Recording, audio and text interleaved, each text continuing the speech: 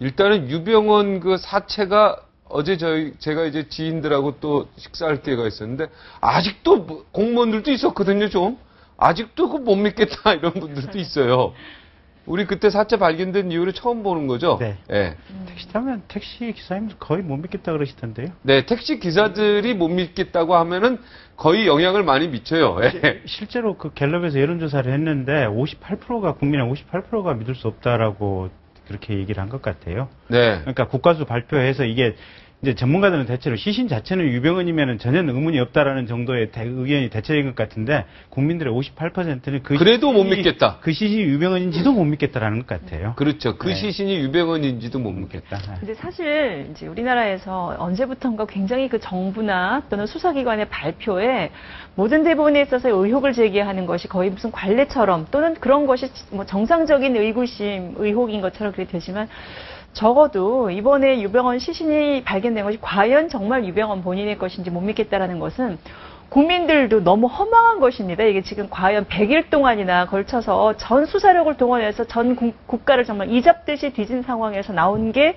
40일 전에 그것도 이미 시신이 너무나 부패돼서 식별도 불가능할 정도의 그런 사체가 유병헌의 것이었었다라고 뒤늦은 발표가 사람들에게는 뭐 이런 일이 다 있나라는 마음인 것이지 지금 현재 국과수나 또 그 이후에 여러 법의학자들의 어떤 발표 결과 자체를 그렇다고 해서 다른 이것을 믿지 못하는 정확한 또 다른 근거나 이런 것이 있어서 하는 이런 의구심은 진 변호사도 처음에 안 믿었잖아요. 처음에. 아니 저는 안 믿는 게 아니라 과연 유병헌의 시신이 그렇게 발견됐는데도 이게 40일 동안이나 모를 수가 있을까라는 아주 정상적인 의구심이지 설마 유병헌일 리가 없다라는 국가수의 발표 자체를 불신하는 것은 아니죠. 그런데요. 네. 대부분의 지금 국민 여러분들이 지금 이게 유병헌의 시신인 것 자체를 안 믿으시는 이유가 그냥 아무 근거 없이 정부가 하는 건 난 못 믿겠어. 수사기관이 하는 건 못 믿겠어라는 게 아니라 사실 여러 가지 근거들이 있기 때문에 못 믿는 거예요. 지금 말씀하신 것처럼 아니 왜 시신이 40일 만에 발견되고 왜 그거를 이제야 얘기를 하고 그 외에도 다른 수사 결과들이 시기에 맞지 않게 나왔어요. 게다가 뭐가 시신이 발견되고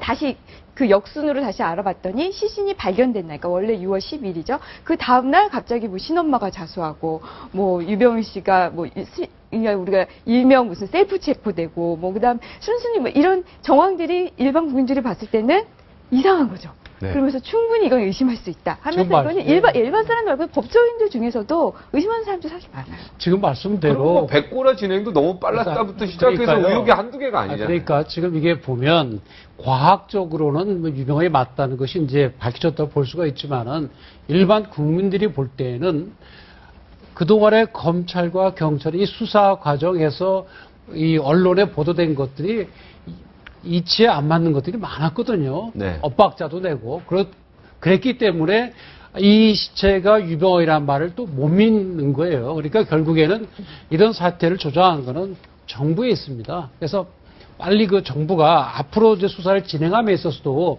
잘한 거 잘못한 거 모두 국민들께 다 고백을 하고 그다음에 국민의 그 지지를 받건 또 지탄을 받건 그 평가를 받아야죠. 그걸 안 하고 자꾸 숨기고 수사가 제대로 안 되는 건 저쪽에서 정보를 안 줘서 그렇다. 또는 뭐 서로 정보 공유가 안 돼서 그렇다.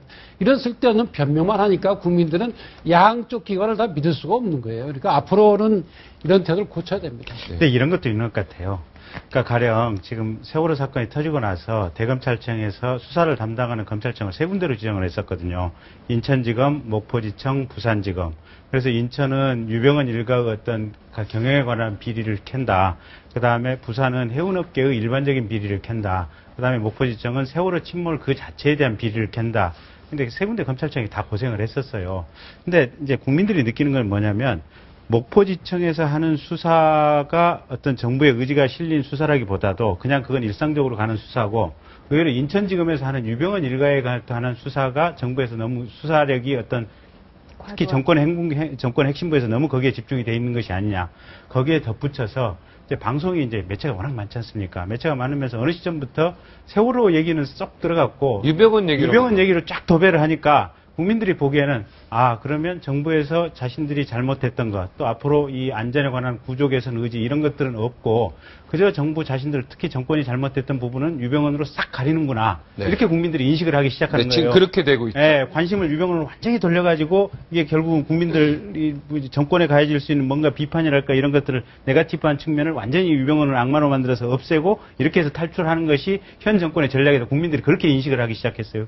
그런데 어느 날 갑자기 유병헌이 떡 하고 그냥 해골로 나타났단 말이에요. 그래서 국민이 봐라 그거 생각대로 예상대로 됐네. 국민들이 못 믿는 이유가 딱 그 프로세스에 지금 기인해서 그렇다고 봐야 돼요. 네. 그러니까